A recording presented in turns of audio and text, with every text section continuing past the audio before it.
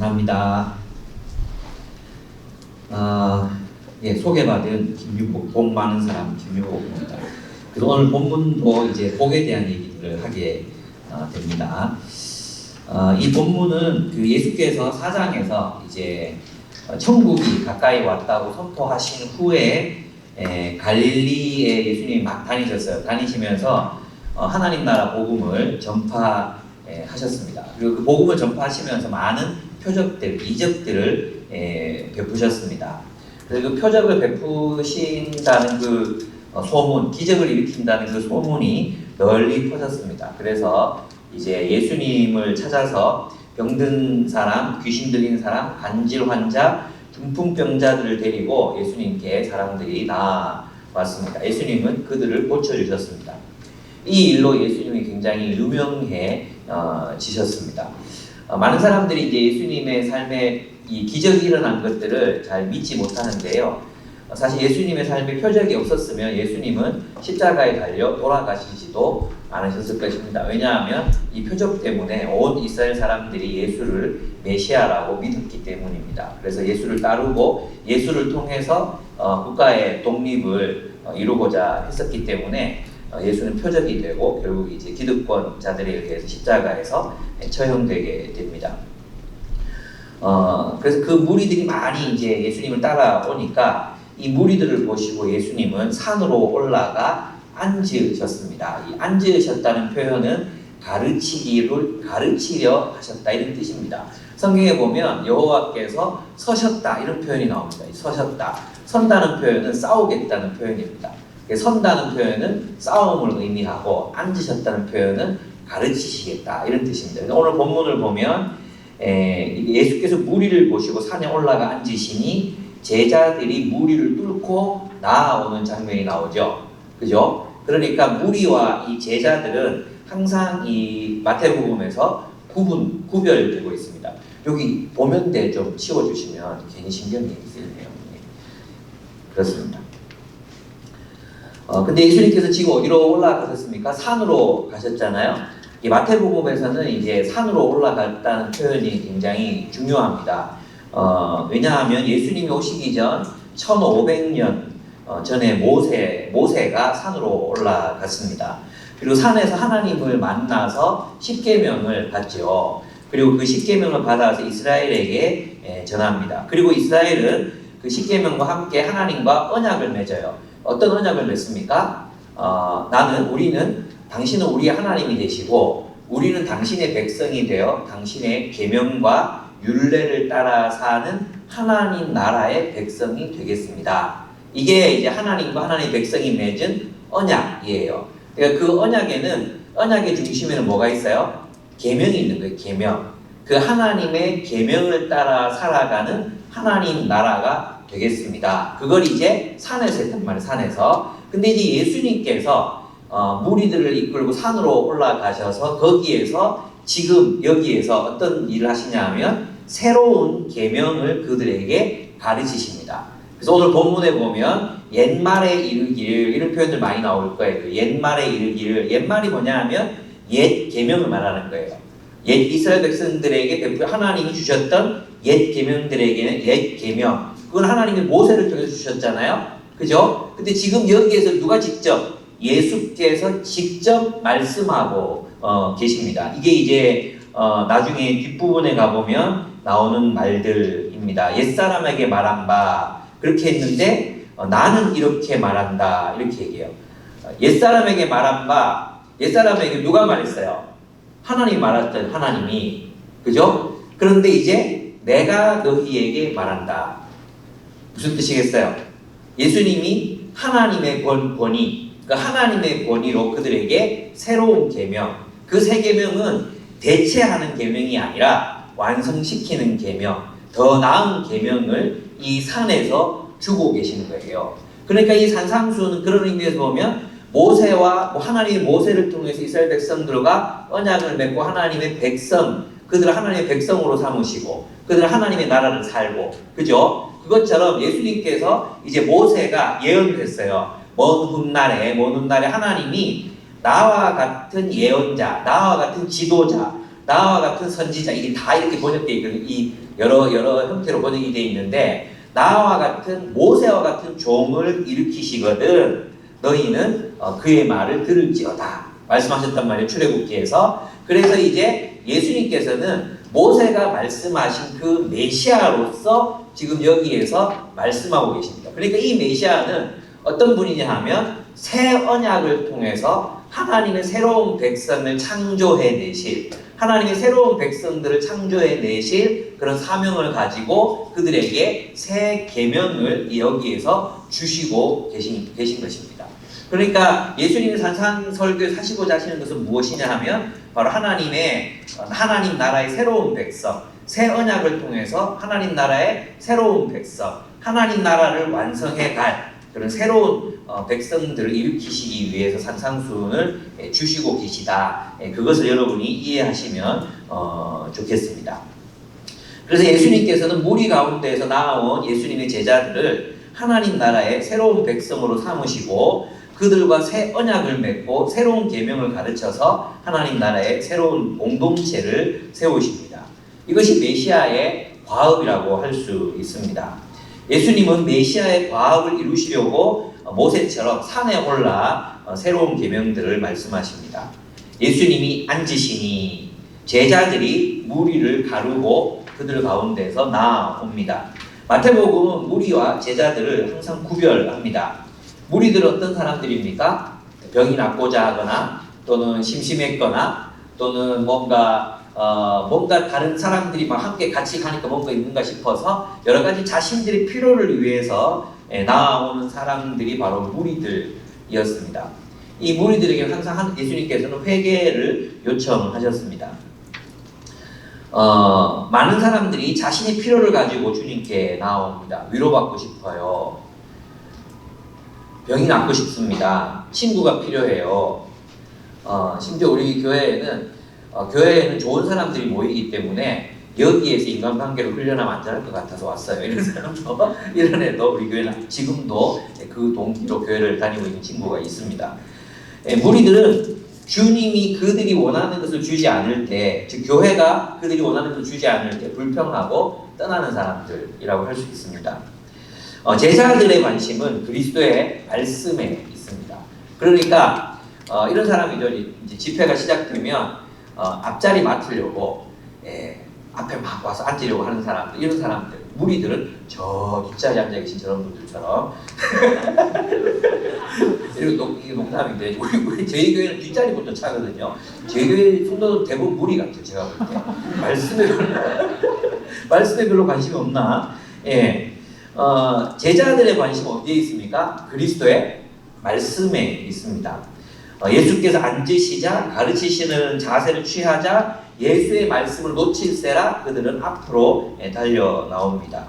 바로 그들이 제자들이라고 할 수 있습니다. 예수님의 제자는 예수의 말씀을 듣고 배우고 그대로 살아내려 애쓰는 사람들을 이제 제자라고 합니다. 그런 의미에서 이제 그리스도의 제자는 그리스도의 말씀을 사랑하는 사람들이라고 할 수 있겠죠. 여러분 얼마나 말씀을 사랑합니까? 그 말씀을 통해서 주님을 따르고 또 주님이 원하시는 삶을 살기 위해서 얼마나 애를 쓰고 계십니까? 그런 사람을 예수의 제자들이라고 합니다. 여러분 믿는 사람과 예수의 제자는 구분되는 게 아닙니다.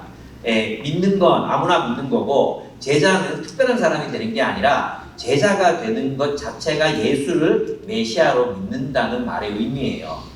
그래서 여러분, 저는 아직도 여러분 가운데 많은 사람들이 무리에 속해 있다고 생각해요. 그런 사람들이 많을 거예요. 무리에 속해 있어. 호기심에서 습관적으로 또는 뭐 남들이 가니까 또 내가 원하는 것들을 얻을 수 있으니까 뭐 이런 것들 있잖아요. 뭐 좀 배워볼까? 이런 동기들이 아니라 정말 예수가 누구이신지 깊이 고민해보고 그분을 만나는 계기가 이 수련회가 되었으면 좋겠습니다. 여러분은 무리입니까? 제자입니까? 여러분의 관심은 어디에 있습니까? 예수님께서 이 제자들을 불러서 3절부터 예수님의 말씀을, 본격적인 말씀을 이제 행하십니다. 입을 열어 가르쳐 이르시되 심령이 가난한 자는 복이 있나니 천국이 그들의 것이며. 복이 있는 사람. 이제 누구누구는 행복하다. 심령이 가난한 자는 행복하다. 천국이 그들의 것이기 때문이다. 보통 이렇게 이제 번역할 수 있는 문장입니다. 복이 있는 사람, 한자로는 유복, 제 이름입니다. 유복의 이야기를 여러분이 이제 한번 들어보시기 바랍니다. 먼저 여기서 복이 있는 사람들이 누구인지에 대해서 살펴봐야 할 것 같습니다. 그죠? 근데 의외입니다. 복 있는 사람, 이 치아가 고른 사람, 건강한 사람, 귀가 잘 들리는 사람, 이런 사람을 말하지 않습니다. 여기에서는 복이 있는 사람은 마음이 가난한 사람, 이 마음이 가난한 사람을 복이 탈 수 있을까요? 슬퍼하는 사람, 슬퍼하는데 무슨 복이 있겠습니까? 슬픔이 가득한 사람, 온유한 사람, 의에 줄이고 목마른 사람. 무슨 말이냐? 이 사람의 삶에 의가, 정의가 없다는 뜻이잖아요. 그죠? 이 사람이 사는 사회에는 정의가 없는 거예요. 어떻게 복이 있다고 말할 수 있을까요? 자비하는 사람, 마음이 깨끗한 사람, 평화를 이루는 사람, 의를 위하여 박해를 받은 사람. 이들이 행복한 사람들이라고 예수께서 선언하십니다. 뜻밖의 선언이죠. 이들이 행복한 사람들이 이유가 무엇입니까? 그것은 바로 이들에게 하나님의 나라가 도래했기 때문이라는 거예요. 천국이 그들에게로 왔기 때문에 그들은 행복하다. 이제 행복하다 이거예요. 가난했는데 이제는 행복하다. 그러면 이제 이 본문에서 가난한 자는 누구를 말하는가? 이게 중요한 거겠죠. 그죠? 그러면 성경에서 여기서 말하는 이 가난한 자는 일반적으로 세상에 가난한 사람들을 말하는가? 그렇지 않아요. 이 가난한 사람은 이사야서 61장 1절에서 7절에 나오는 가난한 자를 의미합니다. 그러니까 이 본문에 나와 있는 이 행복한 사람들은 한마디로 말하면 하나님의 나라를 기다리며 살아간 의로운 사람들이에요. 하나님이 약속하신 하나님의 나라가 메시아를 통해서 온다는 것을 믿고 차마 하나님을 대신하지 못하고 하나님 뜻대로 살아서 가난해진 사람, 하나님의 뜻대로 살기 때문에 온유한 사람, 하나님의 뜻대로 살았기 때문에 박해를 받은 사람들을 의미한다는 것입니다. 그러니까 이 사람들 누구냐 하면 하나님의 나라를 기다려온 사람들이라고 할 수 있습니다. 제가 이사야서 61장 1절을 한번 읽어드리겠습니다. 주께서 나에게 기름을 부으시니 주 하나님의 영이 나에게 임하셨다. 주님께서 나를 보내셔서 가난한 사람들에게 기쁜 소식을 전하고 상한 마음을 싸매어주고 포로에게 자유를 선포하고 갇힌 사람에게 석방을 선언하고 그랬어요. 이 사람들이 누구냐 하면 이 가난한 사람들, 마음이 상한 사람들, 포로된 사람들, 갇힌 사람들, 이 사람들 누구냐 하면 하나님의 나라를 잃어버리고 하나님의 나라를 잃어버려서 가난해진 사람들, 지금 포로로 잡혀가 있는 그러면서 하나님의 나라가 회복되기를 기다리고 있는 사람들, 그래서 가난해진 사람들, 그들이 이제 가난한 사람들이라고 할 수 있습니다. 메시아가 오시면 이 가난한 사람들을 해방시키시는 거죠. 하나님의 나라를 그들에게 주시는 거예요. 왜냐하면 이제 포로로 잡혀가 있는 사람들이잖아. 자신들의 죄 때문에. 그런데 그래서 가난해진 그 사람들에게 하나님께서 그 가난한 사람들 어떻게 하신다고요? 회복하시는 거야. 뭘로? 하나님의 나라를 그들에게 주심으로. 하나님의 나라가 그들에게 임하기 때문에 그 가난한 사람들이 복이 있다는 것입니다. 그러니까 이들은 어떤 사람들이, 이 가난한 사람들은 어떤 사람들이냐 하면 불의하고 오만한 자들이 지배하는 세계 속에서 가난을 경험 그들 때문에 그 불의하고 불공정한 그 지배자들, 권력자들, 바벨론, 제국들, 이런 어떤 권력자들 때문에 가난을 경험하면서도 하나님의 신실한 백성으로 살아가는 사람들을 말합니다. 그들은 이 세상 속에서 악인의 길을 선택하지 않고 오직 하나님의 뜻에 비추어 자신을 바라보고 겸손하게 하나님의 말씀을 듣고 그의 길을 선택하는 사람들, 그래서 가난해진 사람들, 차마 악한 길, 악의 길을 선택할 수 없고 하나님 때문에 그 길을 선택할 수 없어서 가난해진 사람들, 그러면서 그들은 하나님의 약속을 믿고 하나님께서 이 땅에 메시아를 통해 하나님의 나라를 가지고 오시리라, 우리를 포로 상태에서부터 해방하시는 그날이 올 것이라고 믿으면서 살았던 가난한 사람들을 의미하는 것입니다. 그러니까 어떤 물질적으로 가난하거나 그냥 물질적으로만 가난한 사람들에게 복이 있다 말씀하신 것이 아니라 하나님의 나라를 기다리고 있기 때문에 가난해진 사람들을 의미한다고 할 수 있습니다. 바로 이들은 간절히 메시아가 오시기를 기다렸어요. 왜냐하면 바로 그 메시아만이 그들을 그 가난의 상태, 그 포로 상태로부터 해방시켜 줄 것이었기 때문이었습니다. 이제 이 가난한 사람들 아나빔이라고 불렀거든요. 아나빔, 경건하게 살아가는 가난한 사람들이라는 뜻으로 아나빔이라고 불렀어요. 이 대표적인 사람이 누구냐 하면 예수님이 이제 아기 강보에 쌓여서 이제 성전에 오셨을 때 그때 이 아기를 보고 요셉과 마리아에게 이스라엘의 구원을 보았다고 기뻐했던 시므온과 안나와 같은 사람들, 이런 사람들이 대표적인 가난한 사람들이라고 이렇게 이해할 수 있습니다. 바로 이들이 무엇을 차지합니까? 천국이 그들의 것이며 그랬어요. 하나님의 나라를 기다려왔어요. 그들에게 바로 메시아가 예수가 오셨어요. 그죠? 그럼 무엇이 임했습니까? 천국이 왔잖아요. 하나님의 나라가 도래했잖아요. 그럼 천국은 우리가 죽어서 저 멀리 가는 게 아니에요. 구약 성경에서 말하는 천국은 메시아와 함께 하나님께서 이 땅으로 천국을 가지고 오신, 천국은 오는 거예요. 오는 것. 천국은 이 땅으로 온다고 말했어요. 그 천국이 메시아, 하나님의 통치, 천국이 뭡니까? 하나님이 통치하시는 나라잖아요. 그죠? 하나님이 통치하시는 나라가 천국이란 말이에요. 그 천국의 통치를 메시아가 대리 통치하시는 말이에요. 그 메시아가 하나님의 통치를 실현하시거든요. 근데 그 메시아가 오셨으니까 이제 그 가난한 자들은 복이 행복하다. 하나님의 나라를 기다린 하나님 나라를 기다릴 하나님의 백성들인 가난한 자들은 행복하다. 왜요? 약속대로 하나님의 나라가 예수와 함께 이 세상으로 왔기 때문입니다. 그들은 천국을 누리게 될 것입니다. 누구 때문에요? 예수 그리스도 때문에 천국을 누리게 될 것입니다. 구약의 수많은 하나님의 나라를 기다려 죽었던 사람들은요, 그들도 예수께서 오셨기 때문에 하나님의 약속이 이루어지고 있기 때문에 그 언젠가 주님이 다시 오시는 날, 하나님께서 온 세상을 심판하시는 날에 그들은 부활을 얻게 되고 하나님의 나라를 확실하게 소유하게 될 것입니다. 무엇 때문에? 하나님이 메시아를 보내셨기 때문입니다. 하나님이 그분의 약속을 지키고 계시기 때문입니다. 본문에 슬퍼하는 사람들이 있습니다. 애통하는 자는 복이 있나니 그들이 위로를 받을 것이며 그랬습니다. 이 슬퍼하는 사람들은 누구일까요? 이 본문도 이제 이사야서 61장 2절에 나옵니다. 2절에 보면 주님의 은혜의 해와 희년의 날입니다. 우리 하나님의 보복의 날을 선포하고 모든 슬퍼하는 사람들을 위로하게 하셨다. 모든 슬퍼하는 사람들을 위로하게 하셨다. 누가요? 주께서 나의 기름을 부으시니 메시아, 하나님의 메시아를 통해서 그들이 그 슬퍼하는 사람들을 위로하게 하셨다. 누가 오면 그러면 슬퍼하는 사람들이 위로를 받습니까? 메시아가 오시면, 기름 부음 받은 자가 오시면 슬퍼하는 자가 위로를 받아요.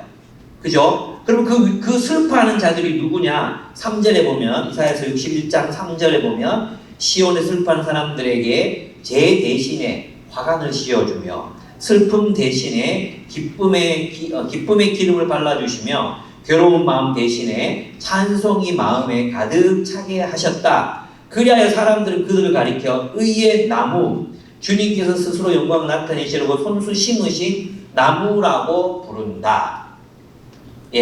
그들이 슬퍼하는 자들입니다. 의의 나무가 될 사람들. 그럼 그들이 그 의의 나무가 돼서 뭘 하느냐? 4절에 보면 그들은 오래전에 황폐한 곳을 쌓으며, 즉 무너진 하나님의 나라를 다시 쌓고 오랫동안 무너져 있는 것도 세울 것이다. 황폐한 도시들을 새로 세우며 대대로 무너진 채로 있었던 버려져 있던 곳을 다시 세울 것이다.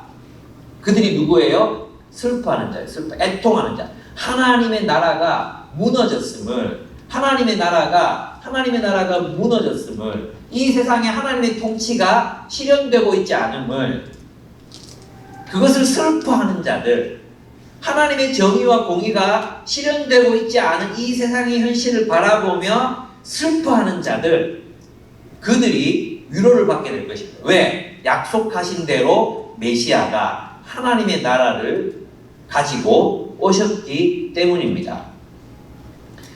무슨 뜻인지 이해되십니까?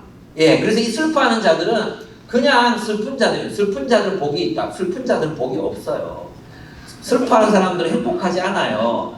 실현당하고 나서 막 슬프다고 해서 난 복이 있구나. 절대로 그렇지 않아요. 그건 괴로운 거예요. 그 고통이 영원토록 이어지는 건 괴로운 일이잖아요. 근데 이 슬퍼하는 자들은 왜 행복합니까? 그들의 슬픔은 반드시 그 보상을 얻게 되기 때문입니다.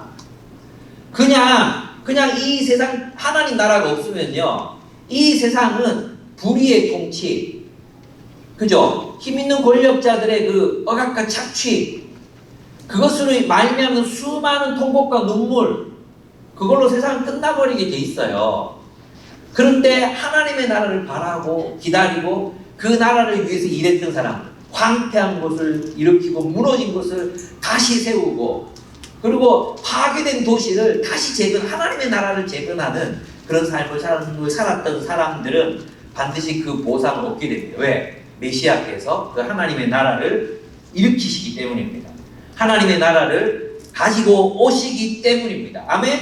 그러니까 그들의 마음이 위로를 받는 거예요. 그냥 슬픈 사람이 위로를 받는 게 아니라 하나님 나라가 무너지고 이 세상의 정의와 공의가 무너졌음을 슬퍼하는 자들이 위로를 받는, 하나님께서 하나님의 나라를 이루시는구나.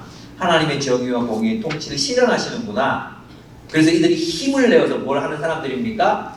힘을 내서 그 성읍에, 하나님 나라에, 무너진 도시에, 정의와 공의가 사라진 교회에, 그리고 우리나라에 그 정의와 공의를 실현하기 위해서 일할 수 있는 사람들, 그들이 바로 슬퍼하는 사람들입니다.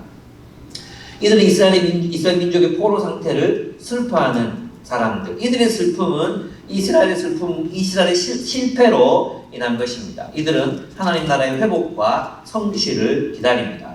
거기서 끝나는 게 아니라 하나님께서 그들을 회복하셔서 하나님의 정의와 공의를 다스려 주실 것을 소망하며 함께 일하는 사람들, 그들이 슬퍼하는 자들, 애통하는 자들이라고 할 수 있습니다. 그 애통하는 자들은 하나님의 나라로, 메시아가 가지고 오시는 그 하나님의 나라로 위로를 받게 됩니다.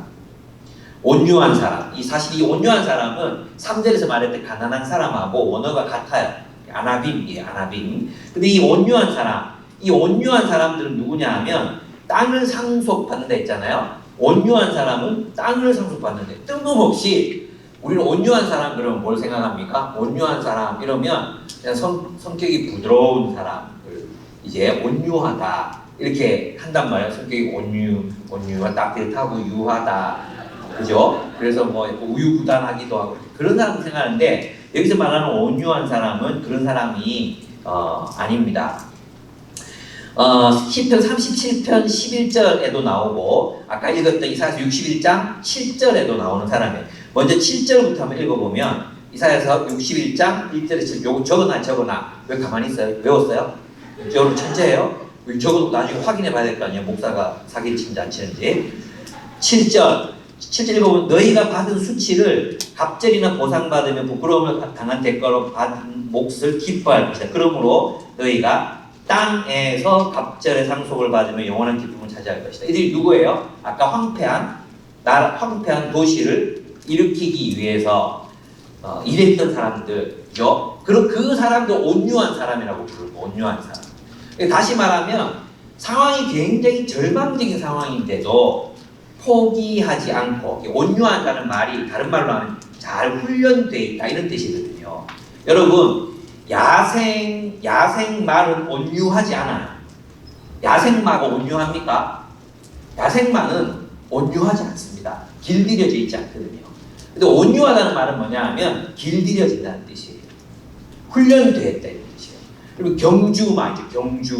경주마는 원하는 코스를 잘 달리잖아요. 정말 멋지게 달리잖아요. 경주마 유용하게 달리잖아요. 그 경주마를 이제 뭐라고 말하느냐 하면 온유한 말이다 이렇게 표현하는 거예요. 이 온유함이라는 말이 좀 정확한 번역은 아닌 거죠. 아까 말했지만 이제 잘 훈련되어 있다 이런 의미라고 받아들이시면 될 것 같아요. 그러면 이 사람 어떤 사람들이냐? 상황이 절망적이야. 이스라엘 백성들이 하나님 나라를커녕 그냥 다 포로로 잡혀갔어. 그런 상황 속에서도 포기하지 않고 이사야처럼, 예레미야처럼, 에스겔처럼 끊임없이 하나님의 백성들을 일으키고 또 그들을 세우고 무너진 공동체를 다시 하나님 나라로 살아가게 하고, 이런 사람들이 뭘 차지한다는 거예요? 땅을 차지한다는 거예요. 이 땅이 뭐냐? 하나님이 통치하시는 땅을 차지한다는 뜻이. 왜 그렇습니까? 그들이 그 땅에서 하나님의 나라를 이루기 위해서 최선을 다했잖아요. 무너진 성읍을 일으키기 위해서 의의 나무가 되어 열매를 맺기 위해서 최선을 다했잖아요. 이런 사람들이 뭘 받겠어요? 예, 땅, 하나님의 땅, 하나님의 통치가 실현된 그 땅, 하나님의 나라, 그걸 유업으로 받는 게 당연한 거 아니겠습니까? 그래서 온유한 자가 땅을 차지하는 거예요. 땅을 이 부동산을 누가 차지하느냐? 예. 이 땅이 있잖아요. 나중에 뭘로 바뀌는지 아십니까? 이 땅은 뭐냐면 하나님의 통치가 실현되는 공간이거든요. 그죠? 하나님의 통치가 실현되는 땅, 도시를 말하는 거란 말이에요. 이 도시가 나중에 뭐가 됩니까? 구약에서는 땅에서 이루어졌지만 신약에서는 예수 그리스도의 몸, 교회가 땅이 되는 거예요. 땅. 하나님의 통치가 실현되는 그 땅이 되는 거죠. 그러니까 온유한 사람, 훈련된 사람들, 정말 절망적인 상황 속에서도 이런 사람들 일으키고 여러분 간사님들처럼 여러분 말 안 듣는 여러분 또 말씀으로 양육하고 포기하지 않고 또 만나서 설득하고 수련회 가자 하고 막 이런 사람들 있잖아. 이분들이 다 어떤 사람들이냐? 온유한 사람들이다. 동의가 안 됩니까? 여러분 이런 삶을 선택한 사람들은 평생을 절망적으로 보이는 한국 교회를 바라보면서도 끊임없이 또 다음 세대를 어떻게든 하나님 말씀으로 그 하나님 나라의 약속 하나를 믿고 하나님의 사람들을 기르고 하나님 나라의 교회를 세우고 그 공동체를 일으키기 위해서 살아가는 사람들, 그들을 누구로 하느냐? 온유한 사람들. 그들이 뭘 차지해요? 땅을 차지하는 거지. 예. 여러분 건물주 되고 싶습니까? 하나님의 나라를 위해서 사십시오. 예. 천국의 빌딩이 막. 그래서 진짜 빌딩이 아닙니다. 하나님 그 온유한 사람은 결국 하나님 나라 공동체의 풍성함을 경험하게 될 것이다. 이런 의미예요. 예. 소망이 있죠. 저는 이것이 우리의 정말 행복이라고 생각합니다. 시편 37편에도 나오는데 그러나 온유한 자들은 땅을 차지하며 풍성한 화평으로 즐거워하리로다. 이렇게 돼 있어요. 근데 시편 37편 지금 시간이 없어서 다 못 다루는데 그 앞뒤 문맥을 살펴보면 여기서 이 온유한 자들이 누구냐? 주님만 의지하고 선을 행하며 성실하게 사는 의인들을 말해요. 그래서 자신의 길을 주님께만 맡기고 주님의 뜻을 따라 사는 사람들, 세상에서 악인들에게 고난을 당하는 의인들, 자신들의 미래나 자기 길, 자기 앞길 이런 것들은 하나님께 맡기고 오직 하나님만 의지하고 하나님의 뜻을 행하기 위해서 살아가는 사람들을 누구라고 하느냐? 온유한 사람들이라고 얘기합니다. 그냥 우유부단한 사람 말하는 게 아니에요.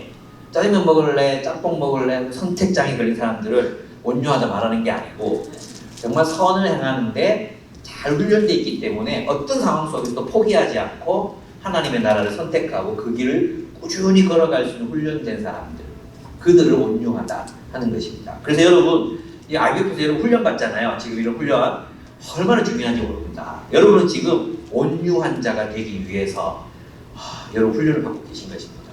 예. 저는 이제 제가 교회 사역을 이제 벌써 20년 했거든요. 교회 사역을. 저희 교회는 우리 교회에서 자라는 친구들도 있고 또 IBF에서 훈련받은 친구들도 있어요. 근데 있잖아요. 정말 캠퍼스 4년 동안 하나님 나라를 헌신해보고 사람들을 위해서 눈물을 흘려본 사람들, 그 사람들이 많은 사람들 길러내기가 참 어려워요. 예. 캠퍼스에서는 2년, 3년이면 그런 사람들이 길러지거든요. 근데 이제 교회에서 제가 이제 해보니까 10년 걸려요, 10년. 10년쯤 되면 그 비슷한 개념을 가져요. 예. 진짜로. 여러분 얼마나 이제 복받은 사람들인지 몰라요. 그래서 여러분 도망갈 생각 하지 마. 건물주 되는 길이 여기 있는데 우리가 어디로 가겠습니까? 예? 여기 훈련 받으세요. 정말 여러분 진짜 진정한 복 있는 사람, 행복자의 길, 이 본문에 나와 있습니다. 정말 우리를 행복하게 하는 것은 하나님 뜻대로 살아가는 사람들을 친구로 두는 것입니다. 그들과 평생을 동력하는 것입니다. 나를 사랑하는 사람, 하나님의 사랑으로 나를 사랑하고 그들을 사랑하고 서로가 서로의 밥이 되어 살아가는 사람들이 우리의 사역을 통해서 이렇게 세워지는 거예요. 그 사람들밖에 평생을 동력하는 것, 그것만한 기쁨과 즐거움은 저는 세상에 없다고 생각합니다. 돈 많이 벌면 뭐합니까? 돈으로 친구 살 수 있습니까? 돈 많이 버는 혼밥하는 부자 행복할까요? 마음대로 생각하세요. 예. 그렇습니다.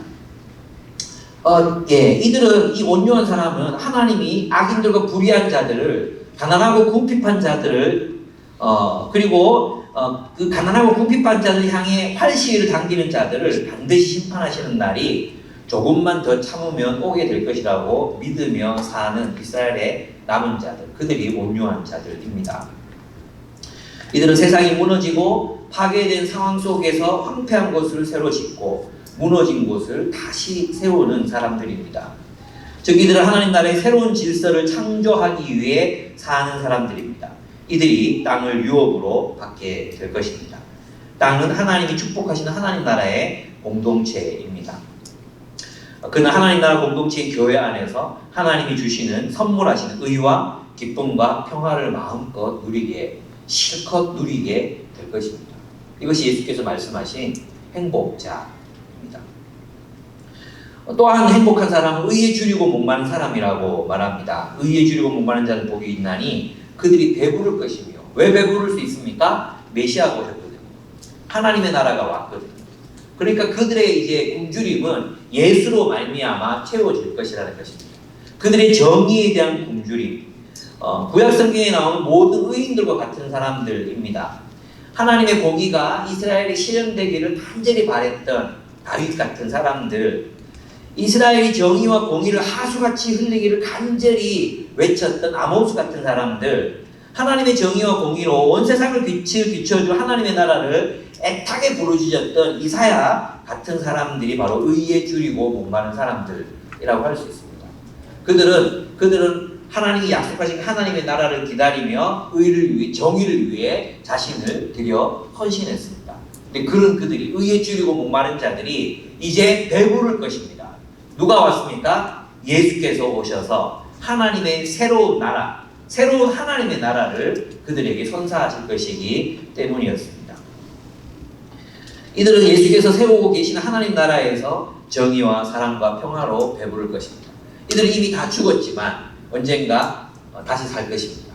그러니까 지금 예수님이 오시는 이때에도 여전히 하나님의 나라를 기다리며 그 불의한 상황 속에서 감내하고 그 이스라엘의 의가 없음을, 세상에 정의와 공의가 없음을 그렇게 간절히 굶주려 있는 사람들이 예수 안에서 그 정의와 공의가, 공의로 말미암는 예수의 정의와 공의의 통치로 말미암아 배부른 날이 이제 오기 시작했다는 거예요. 그리고 반드시 올 것이라는 것입니다. 그들이 배부를 것이라는 것입니다. 긍휼히 여기는 사람, 그들은 누구입니까? 긍휼 혹은 은혜는 우리 마음속에 있는 어떤 따뜻한 감정이 아닙니다. 그냥 불쌍한 사람 보면 눈물 나는 그런 감성이 풍부한 것, 그게 긍휼이 아닙니다. 스콧 맥나이트는 이 긍휼이란 하나님께서 자신을 긍휼히 여기심을 경험했기 때문에 고난당하는 이들을 향해, 즉 도움이 필요한 사람, 불의의 고통당하는 사람, 가난한 사람, 억압받는 사람, 실패한 사람을 향해 구체적인 사랑과 연민의 행위, 그리고 억압받는 자들 혹은 죄를 범한 자들을 동정하는 은혜를 기술하는 단어다, 이렇게 표현했습니다. 구체적인 사랑, 긍휼의 행위가 있는 사람들, 베품과 나눔이 있는 사람들, 도움의 손길을 베푸는 사람들이 긍휼히 여기는 자라고 표현했어요. 여러분 있잖아요. 이 긍휼히 여기는 사람들은 긍휼히 여김을 받지 못합니다. 세상에서는. 여러분 있잖아요. 여러분 있잖아요. 어떤 고민들 하십니까? 세상에 보면요, 긍휼히 여기는 사람은 항상 긍휼히 여기고 있습니다. 누군가를 도움을 주고 베풀고 시간을 내고 하는 사람들은 항상 그렇게 합니다. 근데 이런 사람들을 긍휼히 여기는 사람은 공동체 안에 없어요. 세상에 없어요. 세상에. 시간 있으니까 하겠지. 그죠? 요즘 이렇게 긍휼히 여기며 살면 무슨 소리 듣습니까? 호구 소리 듣습니다. 호구. 제 호구다, 호구. 이런 소리 듣습니다. 호구는 행복하다. 이게 이제 성경에 나오는 말인 거예요. 네. 이런 그리스도인으로 산다는 건 호구되기를 작정하고 산다는 뜻입니다. 긍휼히 여기는 사람은 누가 긍휼히 여겨줍니까? 항상 도움을 받는 사람은 항상 긍휼히 여김을 받습니다. 그러나 긍휼히 여기는 자를 긍휼히 여기는 사람들은 없습니다. 그런데 이제 그 긍휼히 여기는 사람들이 긍휼히 여김을 받게 된다 그랬어요. 불쌍히 여김을 받게 돼요. 누구 때문에? 메시아가 오셨거든요. 예수께서 그를 긍휼히 여기신다는 말씀일 뿐만 아니라 그래서 이 공동체, 이 메시아의 공동체에서는 긍휼을 베푸는 사람들도 긍휼히 여김을 받는 그런 새로운 공동체가 예수로 말미암아 창조됐다 이런 뜻이에요. 그러니까 교회란 긍휼히 여기는 사람들이 항상 빼빠지게 긍휼을 여기는 사람으로 사는 게 아니라 그 긍휼을 베푸는 사람들을 긍휼히 여기는 공동체가 교회고 하나님 나라의 공동체라는 거예요.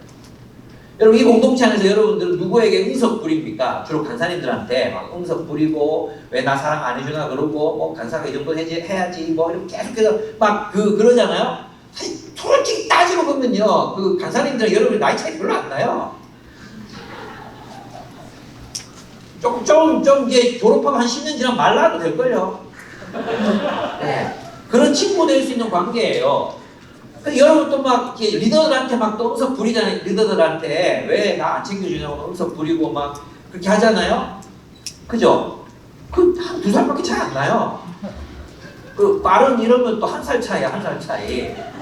근데 우리는 그 사람들한테 막 리더가 뭐 이런 식으로 살면 안 되지, 뭐 리더가 이렇게 사랑이 없으면 안 되지, 뭐 이런 얘기 한단 말이에요. 대표식이나 돼가지고 그게 얼마나 좀 불공평하다고 생각하십니까? 이 기독교 공동체는 즉 예수께서 가져오신 메시아 공동체, 그 긍휼히 여기며 사는 사람들, 그들을 불쌍히 여겨줄 수 있는 공동체가 교회라는 것입니다. 그게 기독교 공동체예요. 그래서 여러분이 앞으로 간사님들, 대표나 리더들을 이렇게 바라볼 때 긍휼을 베풀어야 해요. 불쌍하다. 우리 같은 사람들을 위해서 저들의 청춘을 다 바치고 시집도 못 가고 시집갈 가능성도 없고 제사도 뭐 이런 긍휼히 여기를 내라도 헌신할까? 이런 긍휼히 이런 마음이 여러분들에게 있으셔야 합니다. 헌신하지 마세요 절대. 예. 그 다음에 이제 의의 주름을 했죠. 긍휼히 사람 했습니다. 근데 마음이 깨끗한 사람 나옵니다. 마음이 깨끗한 사람. 이 사람도 누구냐 하면 이제 그 시편 24편에 나오는 사람이에요. 시편 24편에 보면 4절 깨끗한 손과 해맑은 마음을 가진 이 표현이 너무 재밌지 않나? 해맑은 마음을 가진 사람.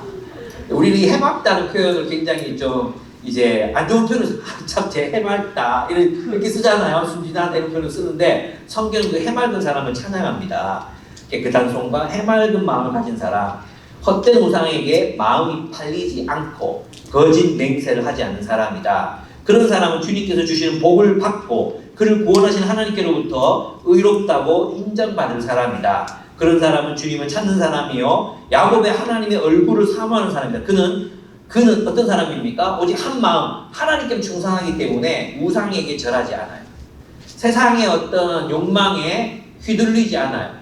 돈에 대한 욕심 이런 것들에 그 삶이 흔들리지 않습니다. 오직 하나님을 섬기기 위해서 최선을 다하는 사람들이 바로 마음이 깨끗한 사람, 마음이 청결한 사람 이렇게 돼 있잖아요. 그건 한 가지만 있다는 뜻이에요. 순금이 뭐야? 금으로만 되어 있는 게 순금이에요. 그죠? 순은, 그죠? 은으로만 되어 있는 게 순은이잖아요. 이 본문에서 마음이 순수하다 이 말은 뭐냐 하면 다른 잡것이 들어있지 않고 오직 하나님만 사랑하는 마음으로 가득 차 있는 사람, 이 사람이 마음이 청결한 사람, 마음이 깨끗한 사람입니다. 이들은 누구를 본다고요? 하나님을 볼 것이다 이랬어요. 무슨 말이냐 하면 하나님으로부터 인정받게 될 것이다 이렇게 말씀하셨습니다. 예.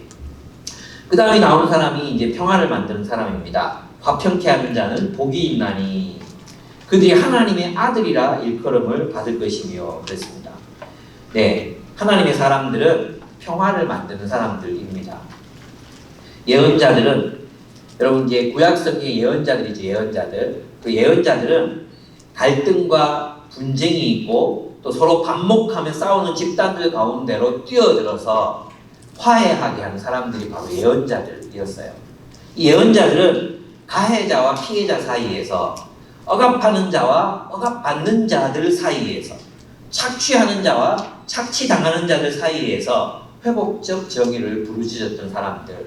그래서 그 억압하는 사람, 권력자들, 또 불의한 사람들을 향해서 회개하고 가난한 사람들을 돌보라고 외쳤던 사람. 이 사람들이 누구예요? 화평케 하는 자들, 샬롬을 가지고 오는 자들.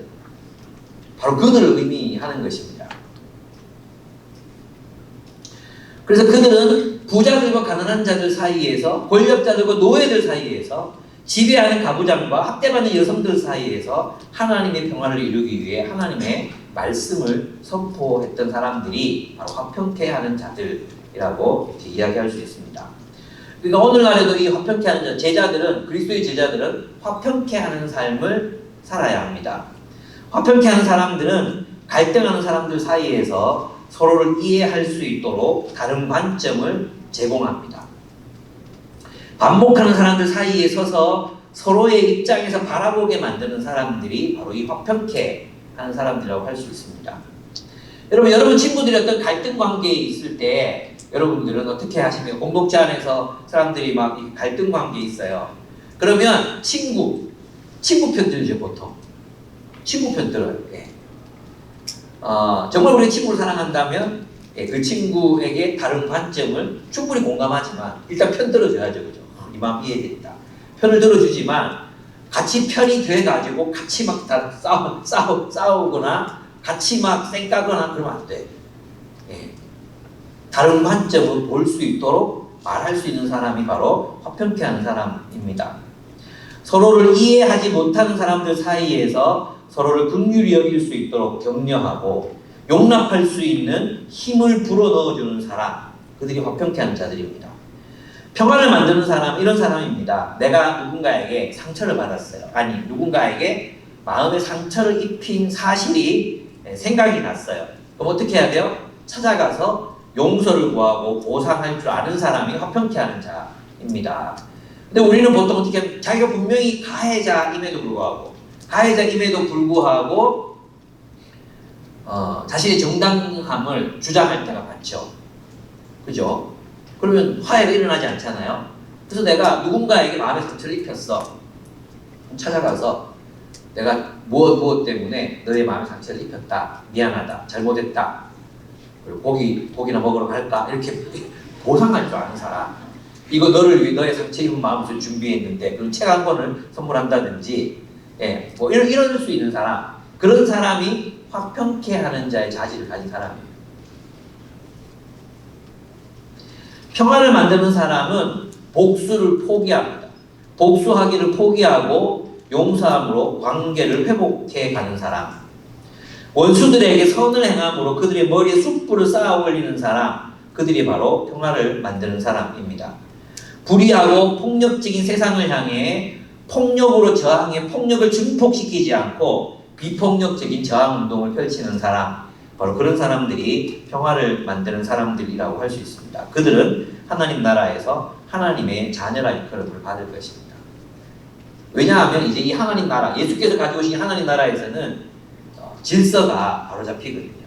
근데 여러분 세상에서 인정받는 사람, 하나님의 자녀라고 일컬음 받는 사람은 사실은 화평케 하는 자, 중재자, 회복적 정의를 부르짖는 사람들이 아닙니다. 결코. 세상에서 인정받는 사람들은 극단주의자들입니다. 극단주의자들. 그래서 있잖아요. 자기가 속한 공동체가 있어. 자기 속한 집단이 있어. 집단. 그 집단의 이익을 위해서 최선봉에 서는 사람이 인정을 받지. 예를 들어서 민주당이 저쪽 국힘당 민주당 의원이 국힘당 의원들의 의견에도 뭔가 일리가 있지 않을까 이러면 잘리는 거예요. 그 인정받습니까? 인정받지 못해요. 국힘 쪽에서 저 민주 쪽 바라보면서 그래도 쟤들이 말하는 게 뭔가 이유가 있을 것 같아 들어볼까 이러면 인정받지 못해요. 그게 세상이에요. 태극기를 흔들려면 가열차게 흔들어야지 우리가 틀릴 수도 있지 않을까 이렇게 말하면 절대로 인정받지 못해요. 그게 세상이에요. 근데 하나님 나라에서 어떻다고요? 하나님 나라에서는 이 모든 사람들이 서로의 관점에 귀를 기울일 수 있도록 하는 공동체가 예수의 공동체라는 거예요. 그래서 예수의 공동체 안에서 서로 극단적으로 막 이렇게 서로 멀어져 가는 게 아니라 서로의 입장에 귀를 기울일 수 있도록 서로 그런 분위기를 만들고 그런 장을 만드는 사람들이 편케 하는 자들이 모인 공동체가 바로 기독교 공동체, IBF 공동체, 하나님 나라 공동체여야 한다는 것입니다. 의를 위해 박해를 받는 사람, 예언자들과 예수 그리스도께서는 악을 위해 의를 위해 핍박을 받으셨습니다.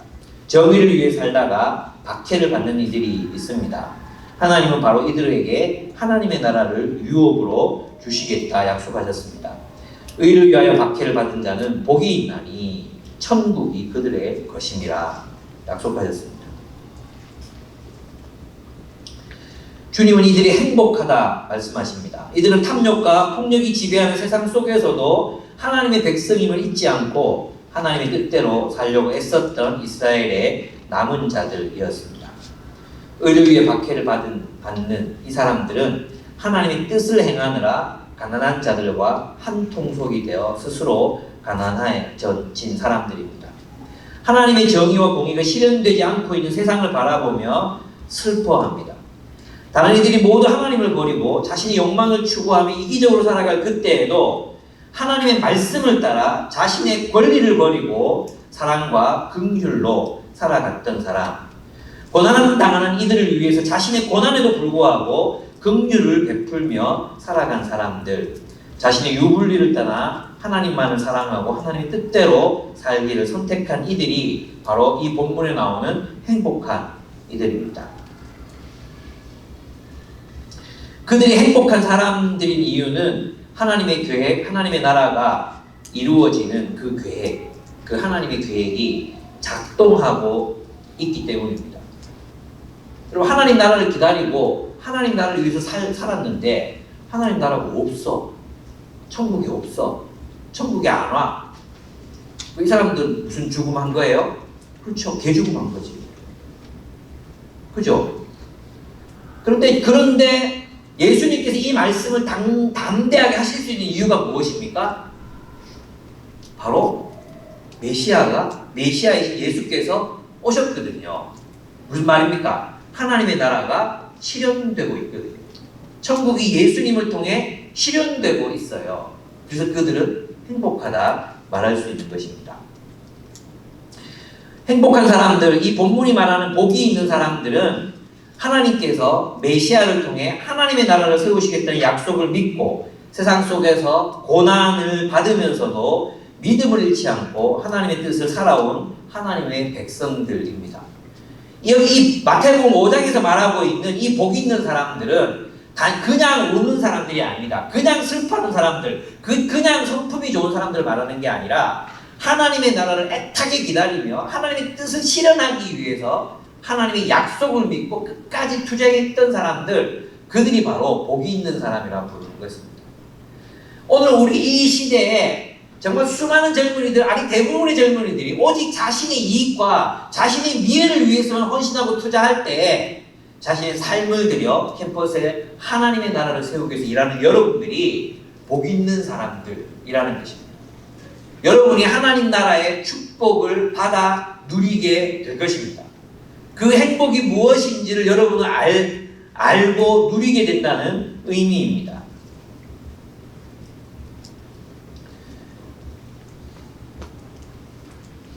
세상에서 여러분들은 고난을 받습니다. 여러분이 기다려온 그리스도로 인해 모욕을 당하고 박해를 받고 터무니없는 말로 온갖 비난을 당합니다. 그러나 우리는 복이 있습니다. 우리가 기다린 그 메시아의 나라, 하나님의 나라가 도래했기 때문입니다. 하나님 나라가 없다면, 정말 예수께서 메시아가 아니시라면 우리는 억울해 죽을 이들입니다. 그러나 우리의 삶은 열매를 맺고 우리의 수고는 보상을 받습니다. 여러분, 이것이 제자의 삶입니다. 예수께서 왜 제자를 부르십니까? 이런 하나님 나라를 세우라는 것입니다. 메시아가 오셨으니, 사실 있잖아요. 메시아가 오시기 전에 구약의 수많은 하나님의 백성들, 그냥 하나님의 나라를 기다리면서 오직 하나님만 바라보고 믿음으로만 하나님을 바라보고 그들은 하나님 나라의 삶을 살았어야 했어요. 우리는 어떻습니까? 예수님이 오셨어요. 그분이 살아가신 삶, 이적들, 십자가에서의 죽으심, 그리스도의 부활을 우리는 알고 있습니다. 하나님의 나라가 예수를 통해서 이 땅에 도래했다는 것을 예수를 통해서, 예수의 죽으심과 부활을 통해서 우리는 확인할 수 있는 입장에 놓인 사람들입니다. 예수께서 그 제자들을 불러서 이제 무엇 하라고 하시는가? 왜 우리를 제자로 부르시는가? 이런 나라 세우라는 거예요. 이런 나라를 이 세상 속에 세워가라는 거예요. 그게 제자의 삶이에요. 무리가 아니라. 무리들은 자기 외로움 해결되면 돼. 무리들은 자기 배고픈 거 해결되면 돼. 무리들은 자신들의 정치적 야심을 이루면 돼. 그 자신의 욕망을 이루는데 예수가 필요해요. 자신의 욕망을 이루는데 예수가 필요한 사람들, 무리예요. 무리. 제자가 아니야. 그러나 예수님이 제자로 간다는 것은, 예수님께서 우리를 제자로 부르신다는 것은 이 하나님 나라의 대의에 동의하고 동참하겠느냐고 물으시는 거예요. 하나님의 정의와 공의가 실현되는 나라를, 그 하나님 나라의 새로운 공동체를 함께 세워가겠느냐.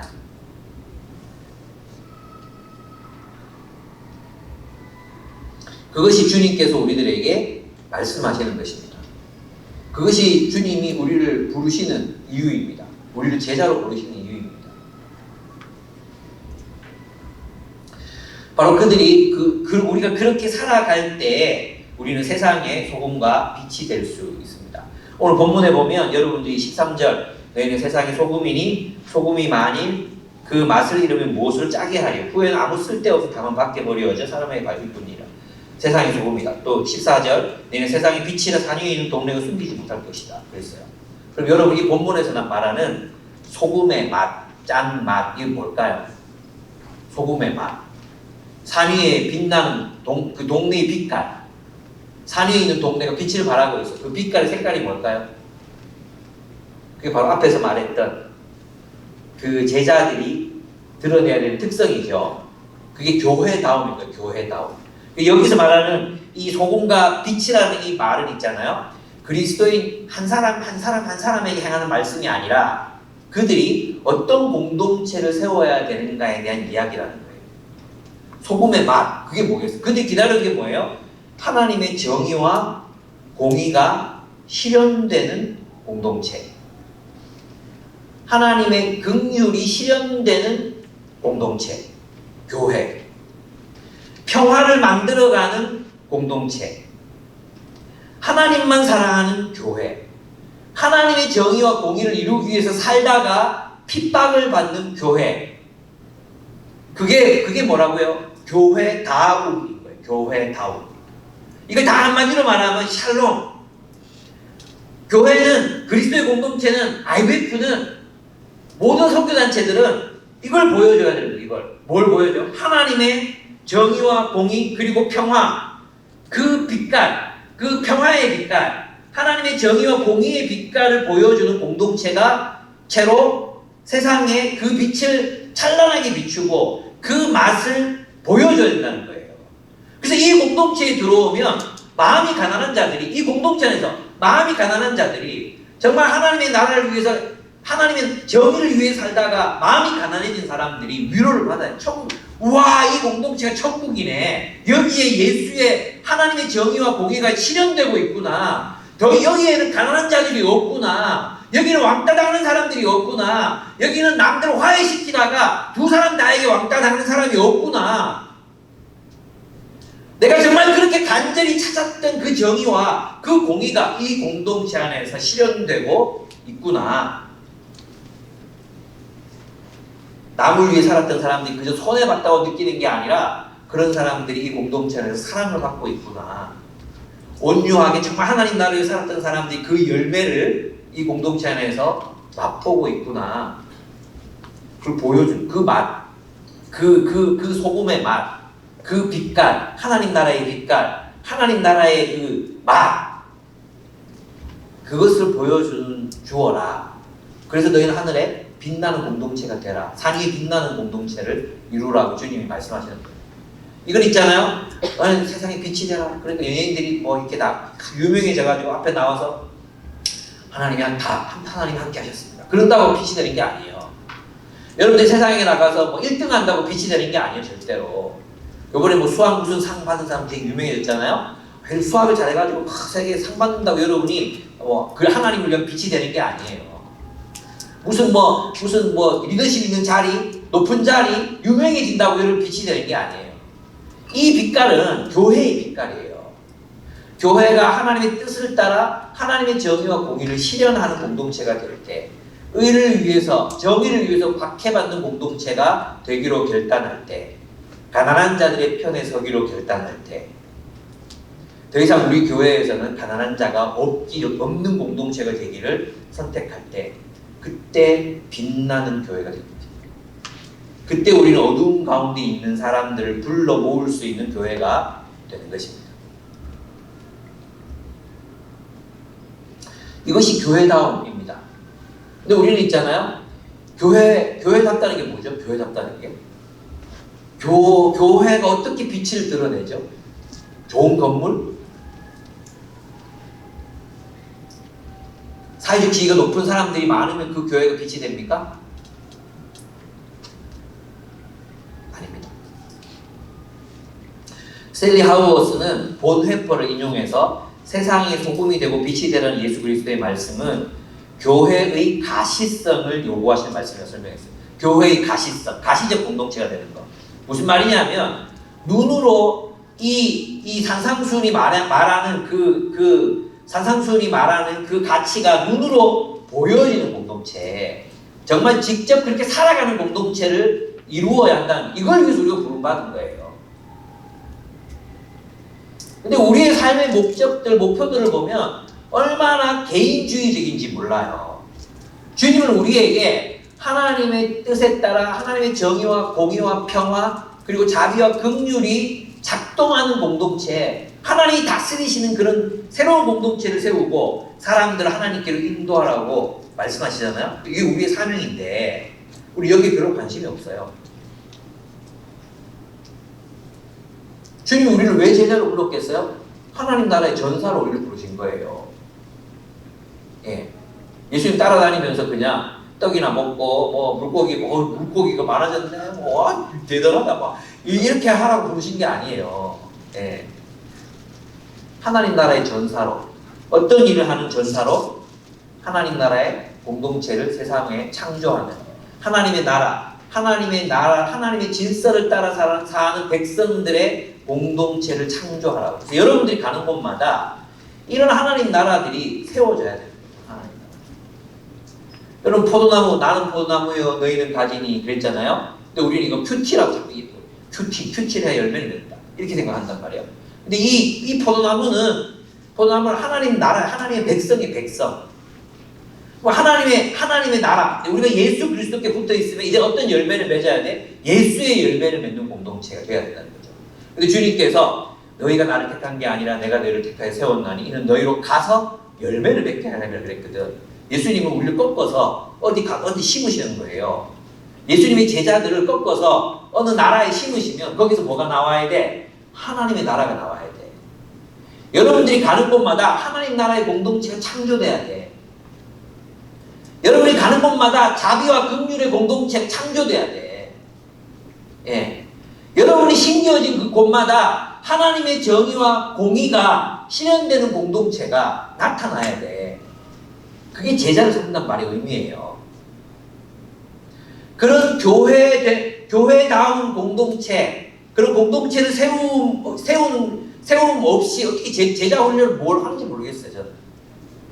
혼자 큐티 잘하고, 그죠? 여러분 신앙생활 생각해봐.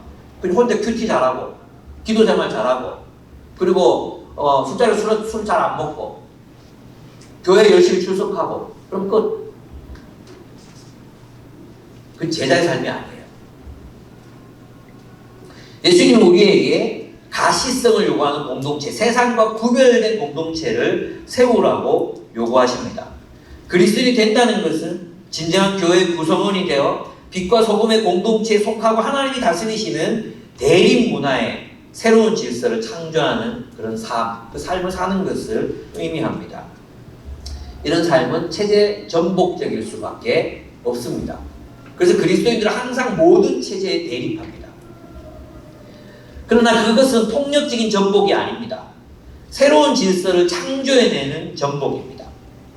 소금의 짠맛은 바로 천국 공동체의 맛이고 어둠을 비추는 찬란한 빛은 바로 천국의 빛깔입니다. 하우어스는 이렇게 말합니다. 예수께서는 옛 질서를 폭력적으로 전복하시지 않으시고 옛 질서 가운데에서 새로운 질서를 따라 살아갈 수 있는 한 백성을 창조하시기 때문이다. 이렇게 말씀하셨습니다. 이 비전은 이스라엘이 포로로 잡혀가 있을 때에도 이야기되었던 비전이었어요. 여러분, 이스라엘 백성들이 죄를 지어서 바벨론으로 포로로 잡혀갔잖아요. 근데 이사야가 그 포로들에게 뭐라고 말씀하시는지 아십니까? 거기에서 땅을 사라, 밭을 사라, 일해라. 그리고 거기서 나오는 과실을 먹어라. 그리고 그 도시의 평안을 구하라. 그 도시에 샬롬이 이루어질 수 있도록 그 도시를 위해서 일하라. 이게 바로 하나님의 백성들에게 하나님께서 한 번도 포기하신 적이 없는 하나님의 백성들의 사명이었어요. 그 바벨론이 지배하는 나라 가운데 들어가서 이스라엘 백성이 거기다 뭘 세우라는 거예요? 하나님 나라를 세우고 그 하나님 나라를 통해서 바벨론을 섬겨라. 바벨론의 소금이 되고 빛이 되라. 그래서 너희는 세상의 빛이다. 이 이야기를 언제 했느냐? 이스라엘이 강성할 때 다윗에게 한 말이 아닙니다. 이스라엘이 힘이 있을 때, 교회가 힘이 있을 때 하나님이 그들에게 하신 얘기가 아니라 교회가 가장 힘이 없을 때, 포로로 잡혀가 있을 때 너희는 세상의 빛이다. 이사야에서 나온 말씀. 이사야. 포로로 잡혀가 있는 사람들한테 너희가 세상의 빛이래요. 세상이 웃기지 않습니까? 지금도 우리는 세상의 빛입니다. 우리는 유배지를 살아가는 세상의 빛입니다. 그런 거로 있잖아요. 여러분들은 정말 탁월한 삶을 훈련하셔야 됩니다. 여러분들이 앞으로 살아갈 우리 한국교회에서는 이제 어떤 일이 일어나겠습니까? 진짜 여러분 있잖아요. 사람을, 복음을 전하고 사람을 키우고 그 내가 키운 사람들이 하나님 나라의 공동체를, 작은 공동체를 이루어 서로 사랑하게 하고 그런 리더십들을 여러분들이 가지셔야 합니다.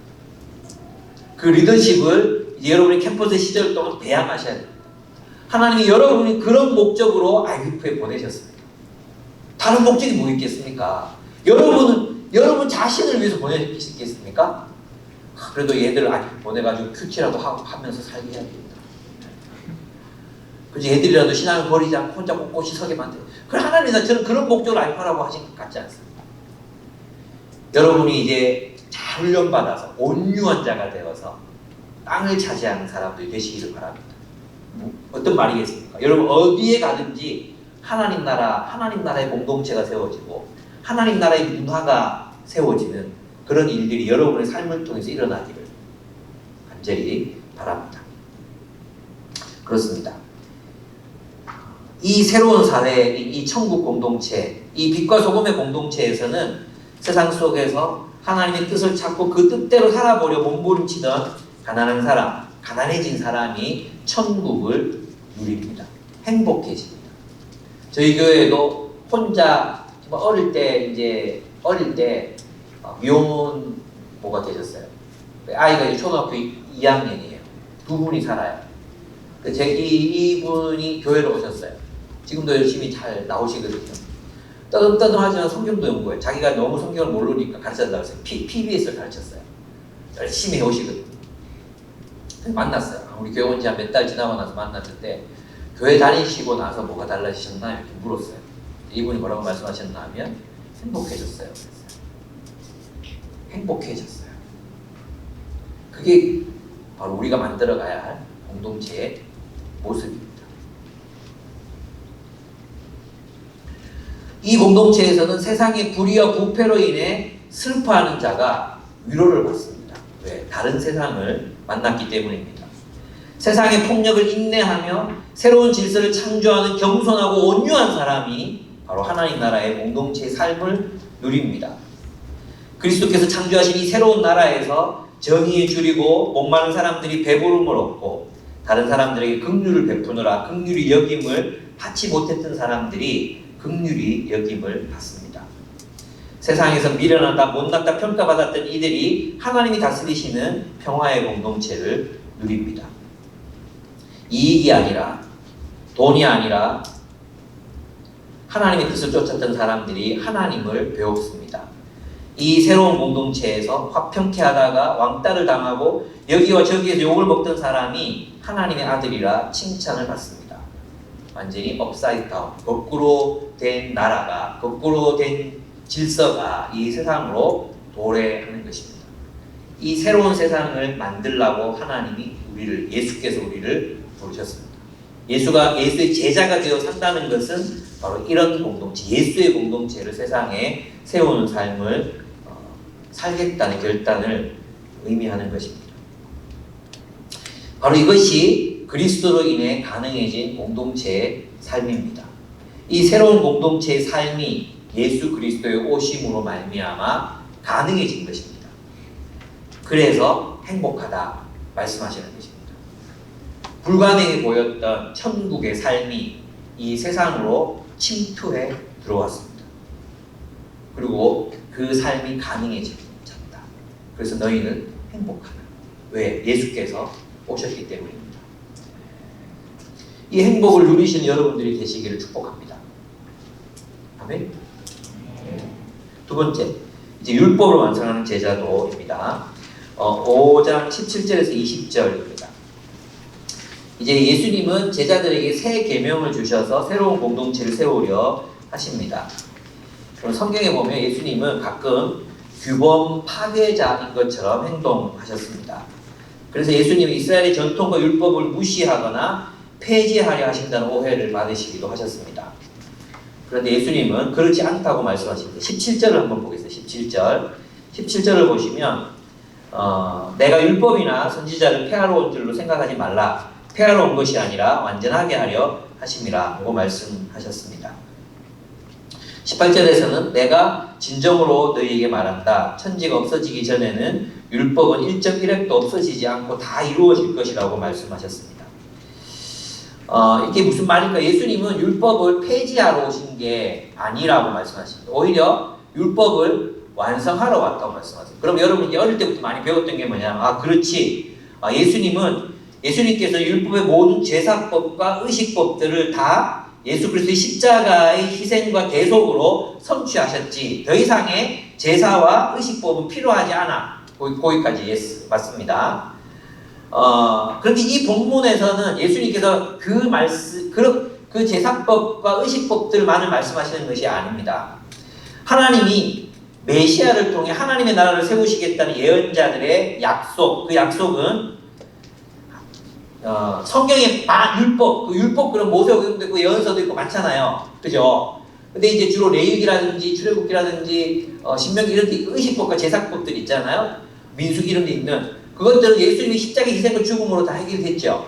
그럼 예언서에 나와 있는 말씀들은 뭡니까? 예언서, 지혜서, 성문서 이런 것들에서 나와 있는 것들은 뭘 말합니까? 메시아의 오심을 말하거든요. 그죠? 메시아의 오심. 메시아가 오셔서 하나님 나라를 이루실 것에 대해서 말씀하신단 말이에요. 근데 그건 어디서 이루어졌습니까? 예수님께서 오심으로, 메시아가 오심으로 성취됐죠. 그죠? 그러니까 예수님은 율법을 완성하신 것입니다. 근데 이게 여기서 끝나는 게 아니에요. 끝나는 게 아니라 율법은 이스라엘 백성들을 하나님의 나라로 세울 수 있었습니까? 없었습니까? 없었어요. 그들은 율법으로 하나님의 나라가 될 수 없었어요.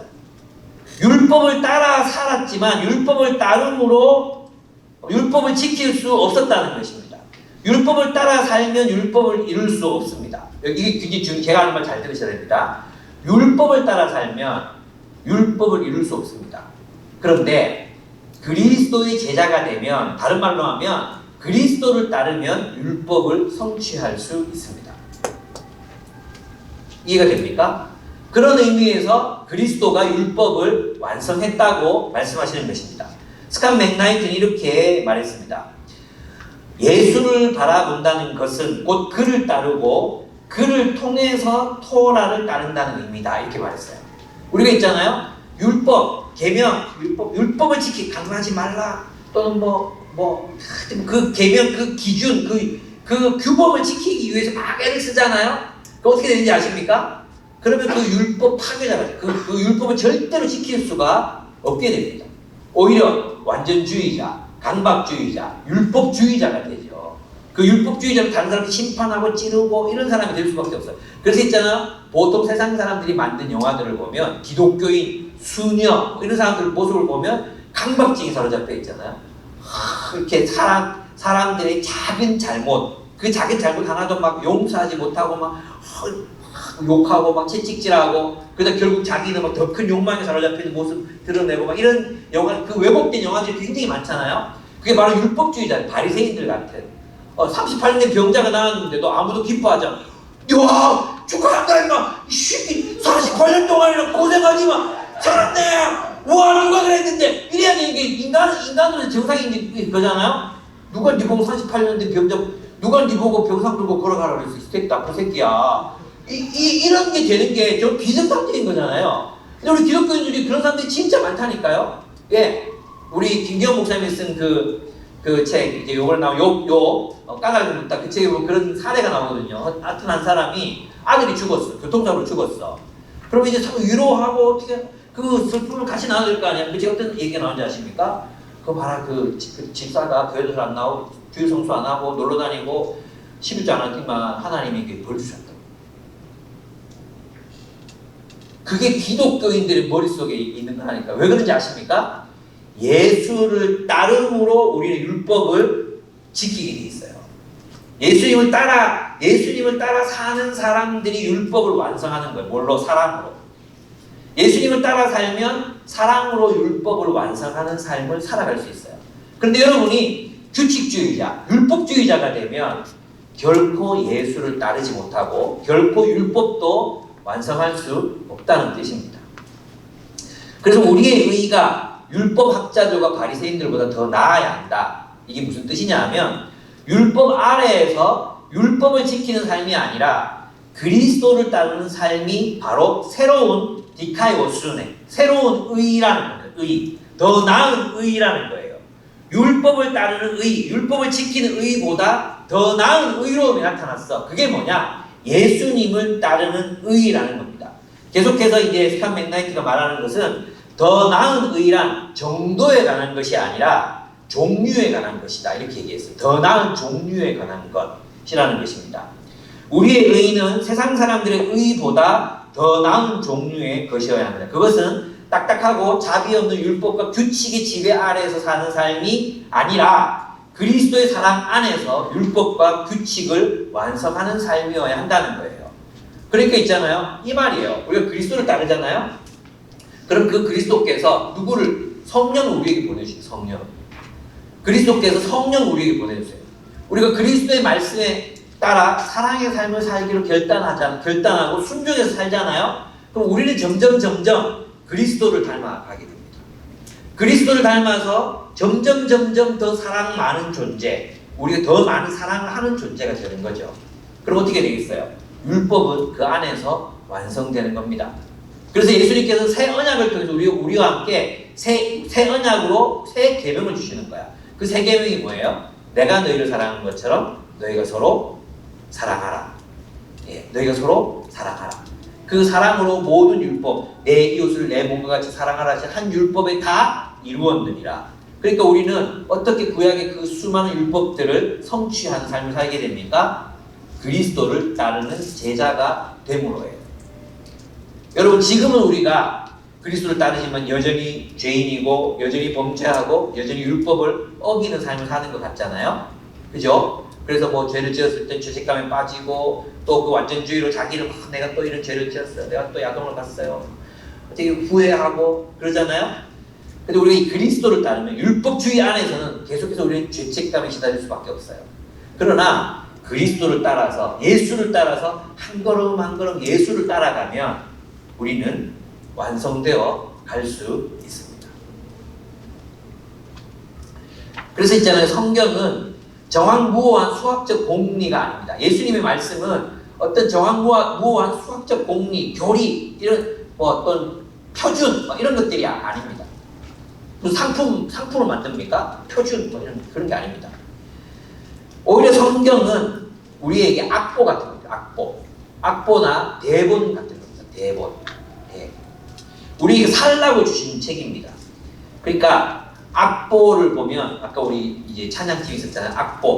악보를 잘 읽으면 읽어서 연주를 하잖아요. 뭐가 필요해요? 곡 해석이 필요해요. 곡 해석. 그죠? 악보를 보고 연주하는 악단마다 연주자마다 연주가 다 달라요, 같아요? 다 달라요. 예. 아이유가 부른 무슨 노래나 옛날 사람들이 부른 김창완이 부른 노래나 달라요. 같습니까? 다르죠? 뭐가 달랐어요? 해석한 거예요, 해석. 그 원 악보를 자기 식대로 자기가 이걸 원 저자가 읽어야 라고 해석해낸 거예요. 그죠? 우리 예수 그리스도의 말씀은 바로 그런 거죠. 그래서 성경을 읽을 때 우리는 하나의 악보로 읽어야 합니다. 연주자들은 그 악보를 보고 악기를 연주합니다. 그리스도인들은 성경을 통해서 예수의 말씀을 통해서 우리의 삶이라는 이 악기를 연주하는 사람들입니다. 우리 그리스도를 따라서 그리스도가 보시는 그리스도께서 해석하신 대로 성경을 읽고 그리스도의 새 계명에 순종하고 예수께서 연주하셨던 삶을 따라 살아가는 사람들입니다. 거기에도 뭐가 필요해요? 해석이 필요합니다. 해석. 그래서 있잖아요. 여러분들이 그냥 어떤 표준적인 교리 그걸 따라 산다고 여러분 다 알고 있는 걸 그냥 산다고 생각하지만 실제로 성경은 무엇을 필요로 하느냐? 주회 다음에 여러분이 그 말씀을 내가 어떻게 이 시대에 살아낼 것인가를 심각하게 고민해야 된다는 거예요. 그냥 사는 게 아니라 저는 여러분들이 그래서 있잖아요. 주님께서 새 계명을 주셨잖아요. 예, 내가 너를 사랑한 것처럼 내가 서로 사랑하라. 그런 계명을 주셨어요. 성경에 수많은 말씀들이 있어요. 그 말씀들을 공동체가 함께 깊이 연구하고 묵상해야 돼요. 그리고 이 말씀을 어떻게 연주해낼 것인가, 어떤 삶을 살아낼 것인가 고민하셔야 됩니다. 그리고 멋지게 여러분의 삶을 사랑의 연주를 행하는 여러분들의 삶이 되기를 축복합니다. 멋진 연주를 하십시오. 그리고 그 연주들은 각 공동체마다 교회마다 각각의 다른 연주들이 될 수 있습니다. 왜냐하면 하나님께서 그 각각의 교회들에게 성경을 해석해서 연주할 수 있는 권한을 주셨기 때문입니다. 성령은 그들에게 각각의 곡을 각각의 해석으로 연주할 수 있도록 그렇게 허락하실 것입니다. 예수를 따를 때 이스라엘이 실패했던 하나님 나라의 공동체를 세울 수 있습니다. 그래서 제자들이 예수께서 주신 명령을 따르면, 새 계명을 따라 살면 어떤 모습의 공동체를 세상에 출현시키겠습니까? 스탠리 하우거스는 산상수훈으로 형성된 공동체의 모습은 평화라고 말했습니다. 이 새로운 공동체가 지닌 소금의 짠맛, 그것은 세상의 폭력에 맞서는 평화의 맛입니다. 이 새로운 도시는 정복과 보복의 핏빛으로 얼룩져 어두워진 세상을 평화의 빛으로 비추는 상위의 빛나는 도시, 바로 그것이 우리가 연주해 되어야 할 어떤 복의 모습이라고 할 수 있습니다. 저는 여러분들의 각각의 공동체, 동아대, 부산대, 또 경성대, 빠진 학교들은 죄송합니다. 제가 다 부산인 학교도 다 몰라요. 그런데 저는 여러분들의 공동체가 어떤 빛깔의 공동체가 될지를 하나님께서 여러분들에게 맡기셨다고 생각해요. 저는 멋지게 이 하나님의 말씀을 살아내는 교회들을 보고 싶은 마음이 제 속에 있습니다. 예. 우리 교회는, 우리 기쁨의 교회는 어떤 공동체, 어떤 색깔의 공동체일까? 또 어떻게 완성되어 갈까? 우리는 어떻게 우리의 삶을 연주해 가고 있을까? 이런 생각이 들 때가 있습니다. 근데 보면 나이가 들수록 참 더 영그러지고 지혜로워지고 좋아요. 네, 이 공동체 안에 있다는 그 자체가 아까 온유한 자는 땅을 차지한다 그랬잖아요. 저는 우리 교회 공동체 충분히 누리고 있는 것 같아요. 충만하게. 사람들이 저를 되게 사랑하거든요. 제가 여기 온다고 하니까 목사님 뭐 잘하세요. 목사님 전해주신 산상수훈 아름다웠어요. 학생들도 똑같이 느낄 거예요. 아닌 것 같긴 하지만 그런 어떤 응원들 있잖아요. 제가 교회에 가서 성도들이 이렇게 보고 만나잖아요. 그럼 제가 어떤 느낌 있잖아요. 느낌. 사람들이 나를 사랑해주고 있고 존경하고 있고 다 좋아해주고 있다 이런 느낌이 있잖아요. 그분들도 제가 그렇게 한다는 걸 느끼거든요. 이렇게 되기까지 우리는 정말 20대 저와 함께 이제 교회를 개척하고 지금 20년이 지났어요. 20년. 20년 동안 거의 매주 진짜 한 주도 안 빠지고 계속 말씀을 묵상하고 연구하고 묵상하고 또 적용하고 나누고 그렇게 살았단 말이에요. 20년이 지났어. 지금 한 45, 40 이런 사람들이 많아졌거든요. 이 사람들의 공동체가 진짜 행복해요. 같이 있으면 너무 좋아요. 진짜 이게 농담이 아니라 사람들과 같이 있는 게 너무 좋은 거예요. 사람들이 그리스도를 닮아가고 있는 게 보여요. 점점 더 품이 넓어지고 사랑이 많아지고 점점 더 지혜로워져. 정말 사람들이 매력적이 되어가. 각각의 자기 나름대로의 하나님의 말씀을 가지고 살아가려 애쓰는 모습, 순종하는 모습들이 보이잖아요. 부부관계도 막 처음에는 막 이혼하니 많이 그랬던 사람들이 이제는 서로를 막 사랑하고 이해하기 위해서 애를 쓰는 모습들이 보인단 말이에요. 그러니까 이 공동체를 살아간다는 게 복된 거, 참 복되다. 내가 참 복받았구나. 내가 유복이 맞구나. 이런 생각이 들 때가 있다니까요. 너무 행복해 진짜. 나는 교회들이 이 맛을 알아야 되는데 내가 이렇게 말을 하면 그 예수님이나 그래 가능했지. 우리 교회에서 불가능하다고 사람들이 자꾸 생각하니까 사람들 만나서 목사들이 나한테 묻는 얘기가 뭐냐면 청년들하고 목회하시기가 힘이 많이 드시지. 돈 안 되는 사람들하고 일하기 어려워. 이런 얘기를 한다니까 사람들이. 나는 정말 너는 너무 행복해 죽겠는데 차마 그분들한테 너무 행복해서 잠이 안 올 때가 많습니다. 이 얘기 못 하겠어요.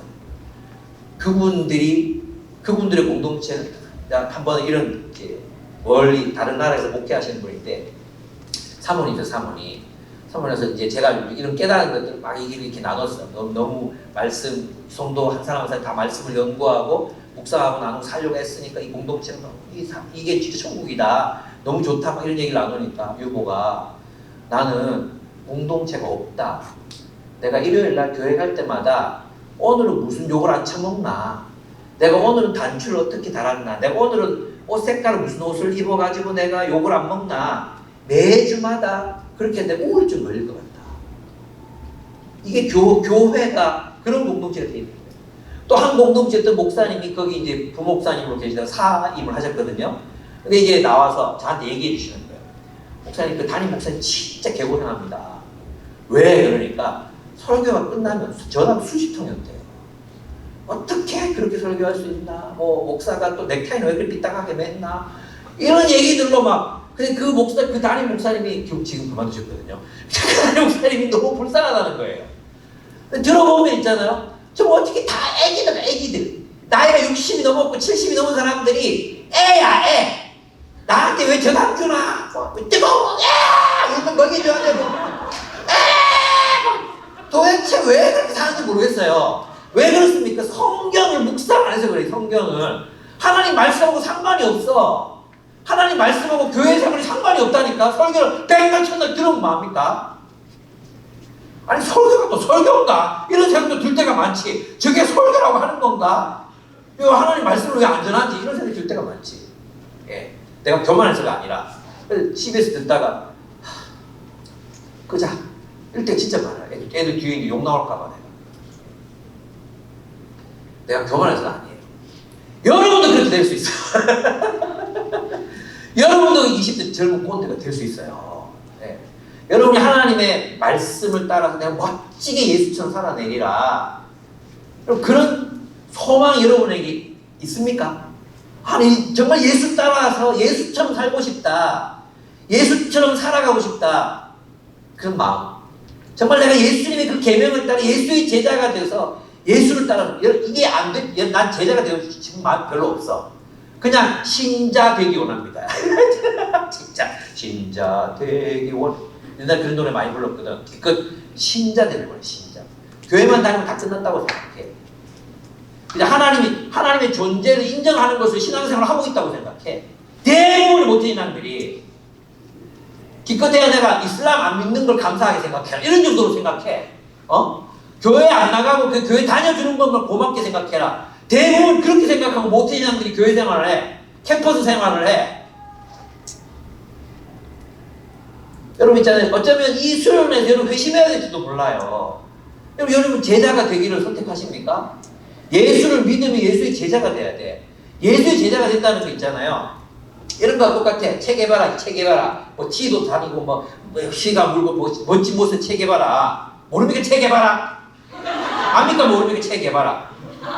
몰라. 대화가 안 되잖아 그러면. 쿠바의 혁명가. 쿠바 사람도 아니지. 쿠바에 가서 혁명을 일으켰던 사람이란 말이에요. 저는 많은 사람들 우상이지. 지금도 뭐 그런 데 가면 뒤에 막 시가 물고 책 개바라가 탄 자전거 뭐 영화도 나오고 그래. 근데 개바라가 여러분들한테 와가지고 나를 따르라. 무슨 말이겠어요? 자전거 타고 여행이나 이런 뜻이겠어요? 총 들고 와서 혁명을 일으키자 이런 뜻이죠. 예수께서 제자를 불러 제자. 내 제자가 되라. 무슨 말이겠어요? 나와 함께 혁명하자 이거예요. 혁명하자. 이 세상 탐욕과 폭력으로 물들어 있는 이 세상 가운데 하나님의 사랑의 공동체를 세우자. 불을 지르자. 사랑의 불을 지르자. 나를 따라오너라. 나와 함께 사랑의 게릴라가 되라. 저 산을 넘고 물을 넘고 계곡을 가로질러서 하나님 나라 세우자. 근데 우리가 그 제자가 되어야 되는 우리가 어떻게 삽니까? 우리도 세상 사람들 똑같이 내가 미래에 무엇이 될 것인가? 뭘 먹고 살 것인가? 이런 고민만 하고 있어요. 먼저 그 나라와 그 의를 구하라. 내일 할 건데 지금 얘기하면 안 돼. 자, 그 나라와 그 의를 구하라. 그리하면 이 모든 것을 너희에게 더하리. 이 말 안 믿어. 이 말 안 믿어.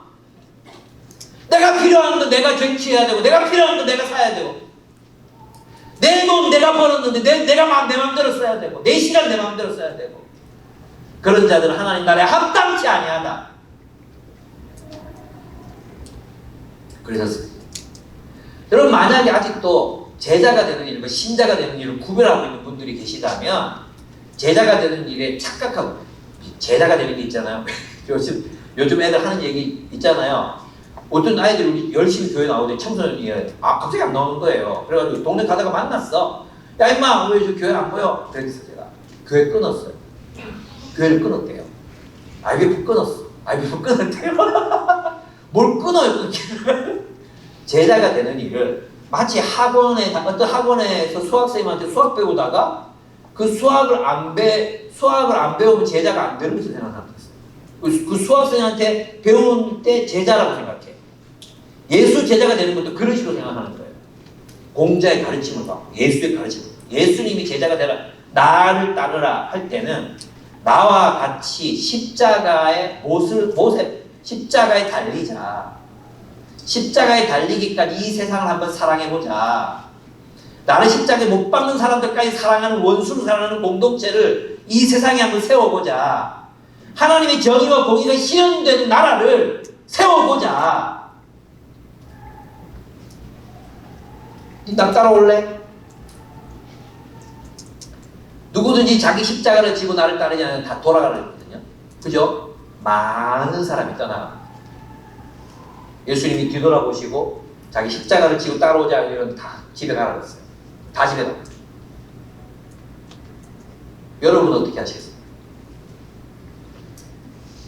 여러분 이 시간 제자, 하나님의 정의와 공의, 하나님의 평화, 그리고 그 사랑의 공동체를 이루고 온 세상을 사랑하는 이 사랑의 공동체를 통해 세상을 사랑하는 세상에 샬롬을 가져오는 그런 공동체, 그런 교회, 그런 IBF를 캠퍼스에 세우겠다. 하나님이 4년 동안 나를 부르셨으니 우리가 그런 공동체가 되겠다. 하나님 여러분 그렇게 부르고 계십니다. 이 부르심에 여러분 어떻게 내 제자가 되라. 내가 왔다. 메시아가 왔다. 약속하신 하나님의 나라가 도래했다. 가난한 자는 복이 있다. 다시 말씀하십니다. 가난한 자는 복이 있다. 하나님의 나라를 선택하고 이 캠퍼스 생활, 이 캠퍼스 살아가며 가난한 자, 핍절해진 자들 내 시간을 내주고 그래서 내가 시간이 없고 내 재정을 내주었기 때문에 가난해진 여러분은 복이 있습니다. 천국이 여러분의 것입니다. 이 캠퍼스, 이 세상의 모든 사람들이 돈을 쫓아 자신의 탐욕을 이루기 위해서 살아가는 세상 속에 하나님의 정의와 공의를 발견할 수 없어. 그래서 너무 애통해. 게다가 윤석열 대통령이야. 이게 너무 애통해.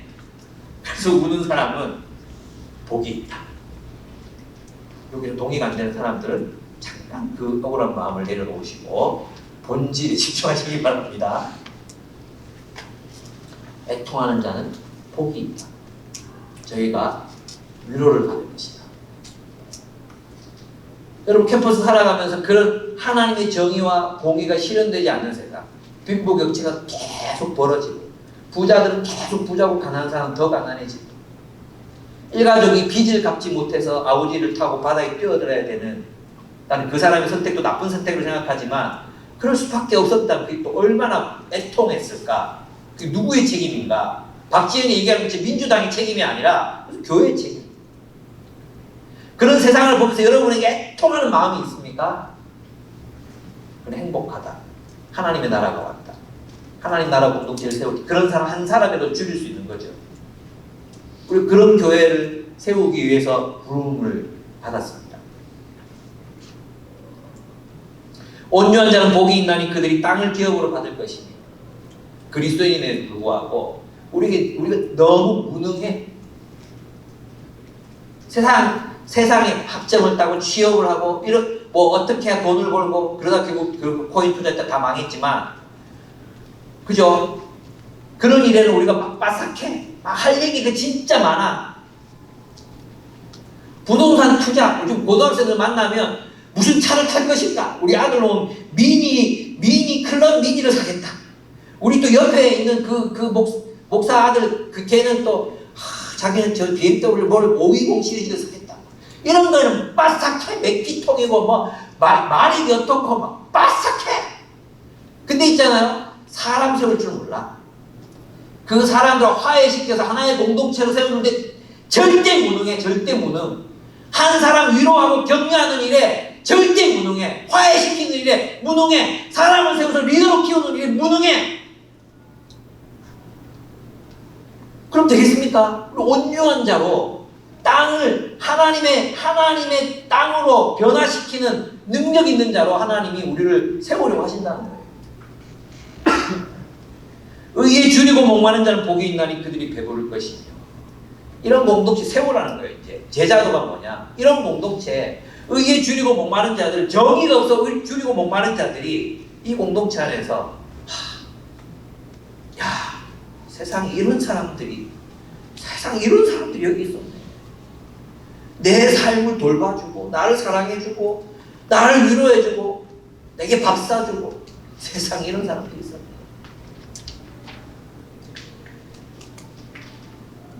예, 주님이 우리를 그런 삶으로, 그런 공동체를 세우는 삶으로 우리를 부르고 계십니다. 자기 집단을 위해서 살아가는 사람, 자기 집단의 이익을 위해서 살아가는 사람들이 얼마나 많습니까? 다 그렇잖아요.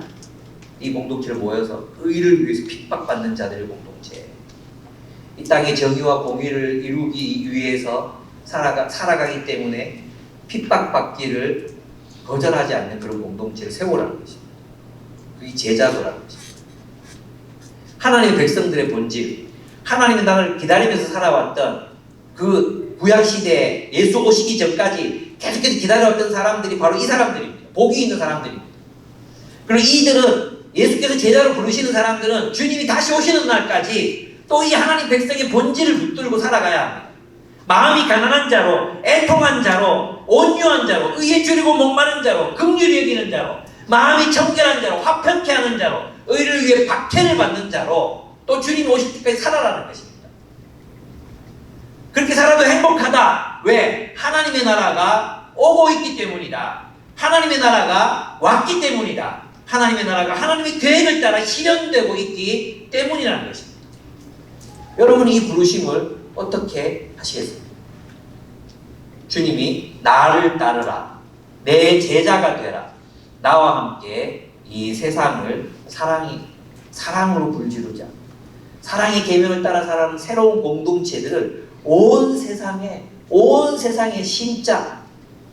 여기도 심고 저기도 심고 저 나라에도 심고 중국에도 심고 청소년들에도 심고 대학생들에도 심고 이 캠퍼스 저 캠퍼스에 심자. 그리고 나와 함께 사랑의 혁명을 이루자. 새로운 공동체를 세우자. 주님이 여러분을 부르십니다. 이 부르심에 대해서 여러분 어떻게 생각하십니까? 어떻게 하시겠습니까? 이 부르심에 내가 당신을 따르겠습니다 라고 결단하는 사람을 신자, 믿는 자, 구원받을 자, 하나님의 나라를 유업으로 얻을 자라고 주님이 말씀하시는 것입니다. 누가 천국을 얻습니까? 이런 사람들이 천국을 얻습니다. 본문에 말에 나와 있었던 복 있는 자들이 천국을 얻습니다. 유복이가 천국을 얻습니다. 여러분 모두가 유복이가 되기를 축복하면서 오늘 말씀을 마쳐야 될 것 같습니다. 네. 원래 이제 요 형제 요 부분 다음 내일 해야 되는데 제가 고민이 다 할 수 있을지 모르겠습니다. 한 3일까지 해보는 거죠. 그죠? 같이 기도하겠습니다.